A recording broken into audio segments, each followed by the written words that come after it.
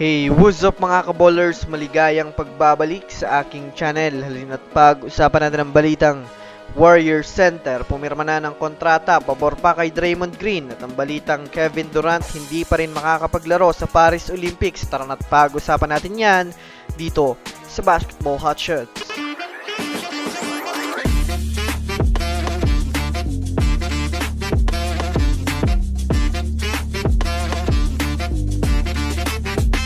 Una nga muna tayong dumako mga kaballers sa balita patungkol sa hindi pa rin nga po mga kaballers makakapaglaro si Kevin Durant sa Team USA. Well, alam naman nga po natin mga kaballers na matagal-tagal na nga pong nagpapahinga itong si KD sa Team USA dahil na rin sa pagtamo niya nga po mga kaballers ng calf strain injury. Matatandaan nga po natin mga kaballers na naglabas na nga po ng balita si Shams Charania ng The Athletics ng nakaraan mga kaballers na makakapaglaro na nga daw si KD ng isa sa huling dalawang laro ng Team USA sa exhibition games. Ngunit kabaliktaran nga po mga kaballers ang nangyari matapos hindi nga po mga kaballers nakapaglaro itong si KD. Kaya naman na-question nga po mga kaballers ang coaching staff ng Team USA kung hanggang kailan nga daw hindi maglalaro si Kevin Durant. Kaya naman naglabas na rin naman nga po mga kaballers ng eksaktong balita si Brian Windhorst na kailangan pa nga daw mga kaballers ng panahon para mapagpahingahan ni KD ang kanyang paa. Makakasigurado nga daw na hindi pa makakapaglaro si Kevin Durant sa darating nilang laro kontra sa Serbia.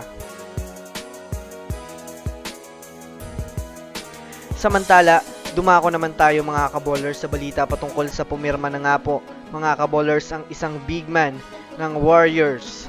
Alam naman nga po natin mga kaballers na ilan sa mga player ng Warriors ay nanganganib mga kaballers na ma-trade ngayong season. Lalo pat nang nakaraan nga po nang magpahayag si Mike Dunleavy Jr. mga kaballers na bagamat man nga daw gusto niya mga kaballers ang lineup ngayon ng Warriors ay mas tumitingin pa nga daw siya sa improvement na nag-aantay dito ngayong off-season.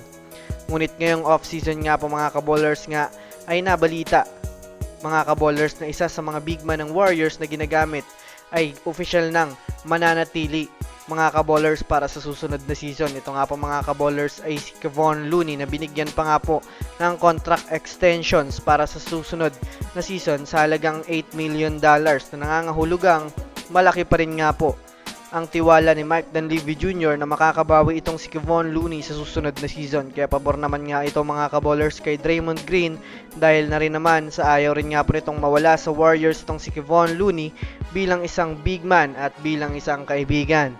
So that's it for today's video mga kaballers. Yan lang ang ating pag-uusapan sa ngayon. Pindutin ang subscribe and hit nyo na rin ang notification bell para sa mga susunod na updates sa mundo ng basketball. Again, this is Basketball Hotshots. Thanks for watching.